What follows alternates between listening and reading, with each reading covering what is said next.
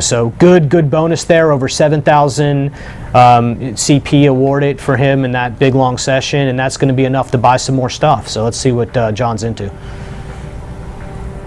I'd recommend we take a look at some of the gun customizations features in primary, and then primary again. Yeah, so so can we flip through that? Just flip down. So let's see where he's got to go. Sorry, John. Can I have the controller? I'm going to take over for John for just a second so we can kind of see what we're going to deal with here and how we get into this gun customization stuff over time. So camo's level 22, so we got a ways to go there. Level 25 for the reticle color and lenses. Level 19 for its clan tag, we'll probably get there today. And finally, level 16 here for the emblem, which, so if we talk about the player card, you can actually stick your emblem on your gun for continued personalization efforts. So this is what we mean by feature unlocks, right? So this is locked. You cannot put camo on your gun until level 22. But once you unlock that feature, you'll be able to put any camo on any gun you have, right? So you don't have to grind to get the camo. There's no challenges to complete to get the camo. Okay. If you got the cash and you're a personalization type of person, that's what you like to do, then you'll just buy that, right? You'll just buy what you need, right? And that's how you chose to spend your money as opposed to other stuff.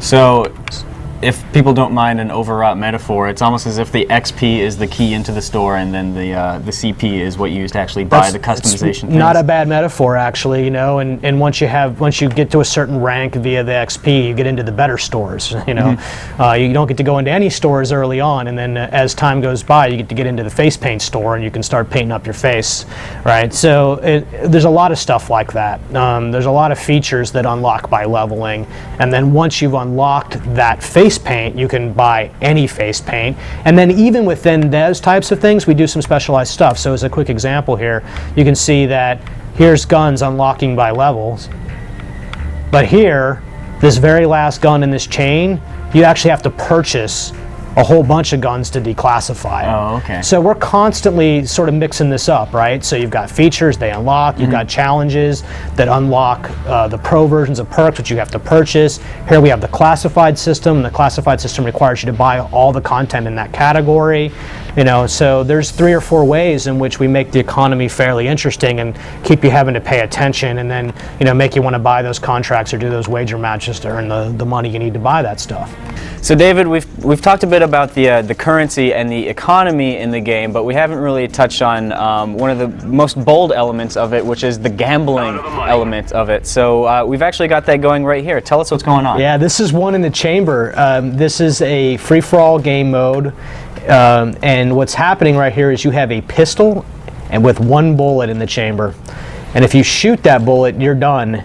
You've got to hit somebody to refill the ammo. There's no weapon drops, there's no picking ammo off the ground. And it's a very deadly game because you only have 3 lives to live. Oh, okay.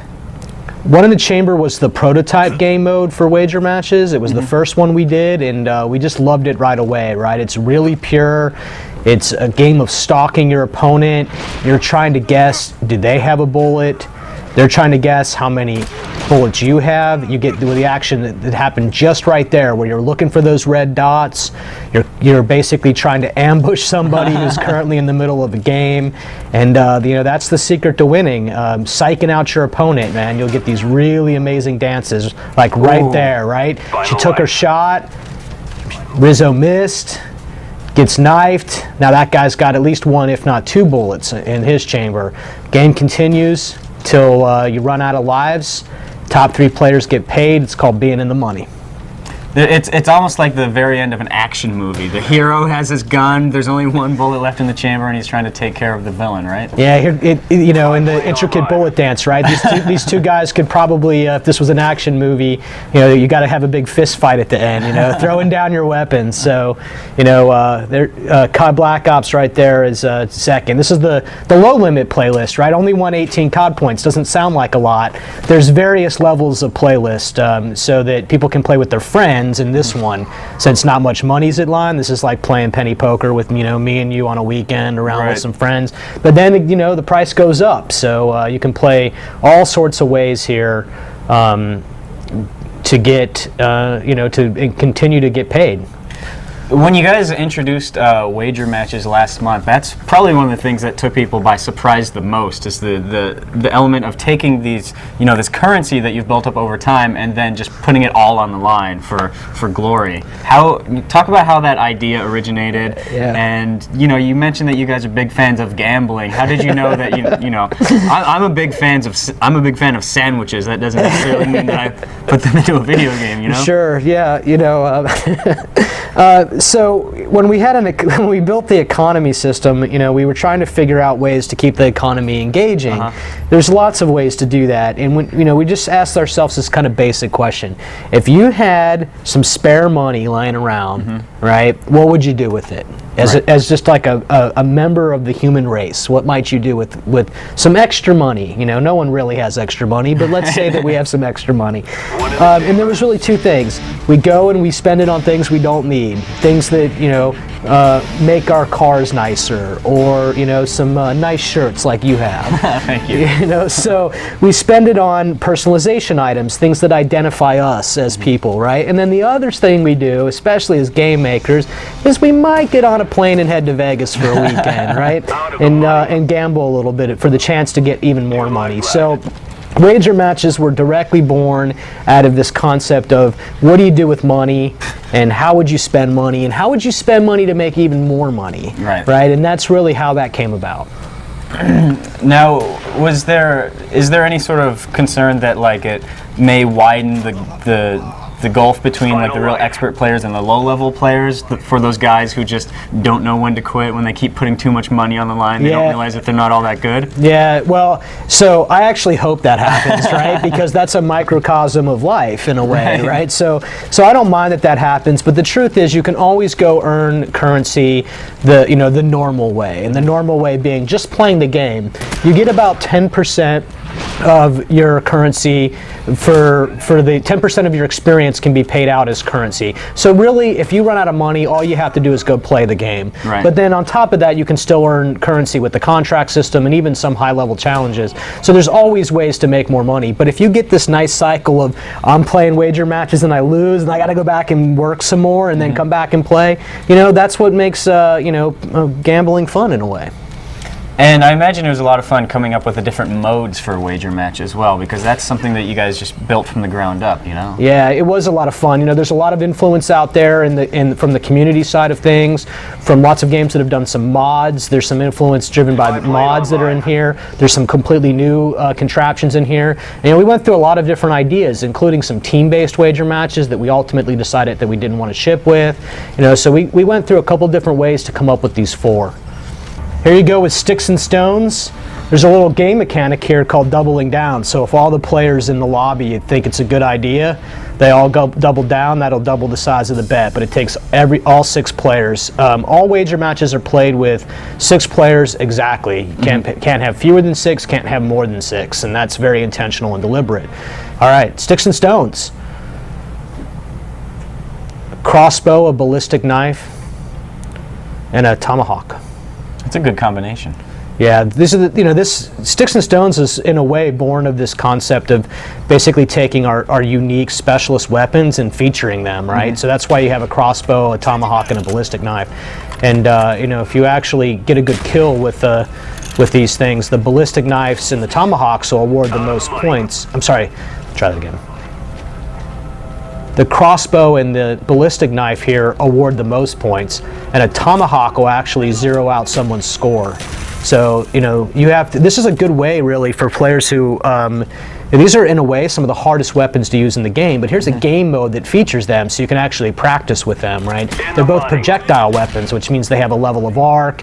Speed is important, it's not a super fast magic bullet, that you normally get from the guns. So it's a really good way to just let the chaos reign as players, can get together. You can see the stuck icon.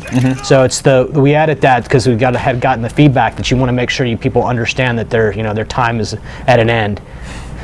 Rizzo here, she's playing in a map called Cracked, and this is a really large map normally, and she's in this corner.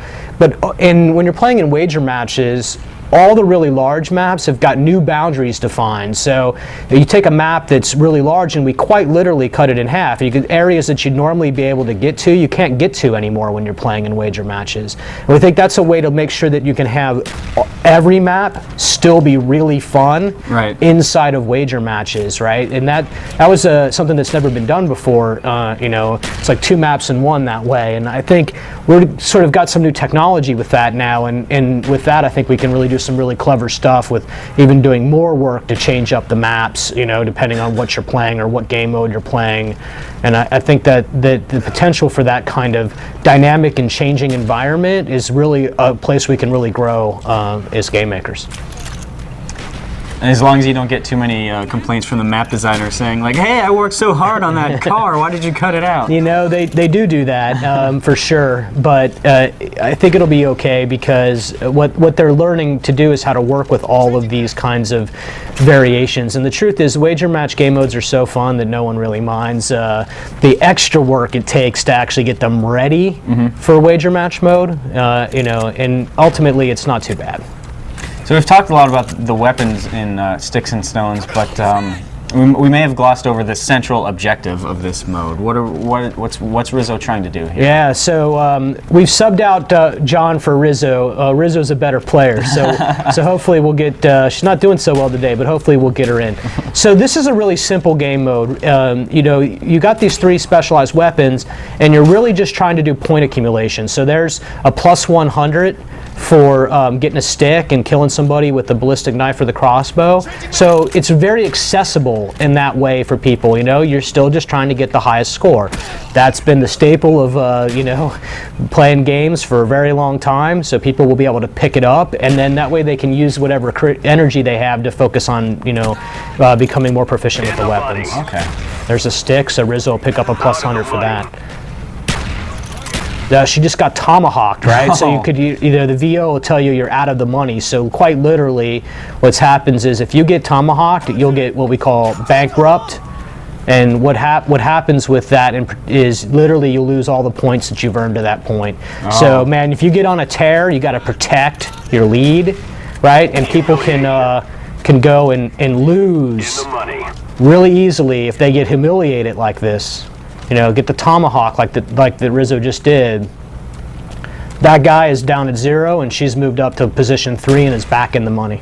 Yeah, so this is a pretty typical Sticks and Stones type game because you're constantly getting pushed in and out of the money, right? And she's riding that fine line between last place and getting paid, and that tension is what makes wager matches really, really fun. And it's really evident in this game mode because it's pretty hard to get a landslide victory because you're 1 tomahawk away from not winning. So I guess one of the big questions for wager matches is in terms of the perks and the customization and the stuff that you've unlocked in those other game modes. Do they carry over into wager match? Yeah, no, wager match is complete standalone, right? Create a class doesn't have a role at all. There's no kill streaks. You're not using anything you've unlocked. It is a complete pure experience. So there you go, in the money. 3rd place, 12 CP. So, not the best performance, but pretty good. Ultimately, if you get paid, that's what matters, right? That's a net gain. You're not one of those 3 who walk out empty-handed. That's right. So no, but when you're playing here, it's different than the regular game, right? That's why it's separated from the core and the hardcore playlist. And in fact, why you only see wager match playlist when you're looking at wager match.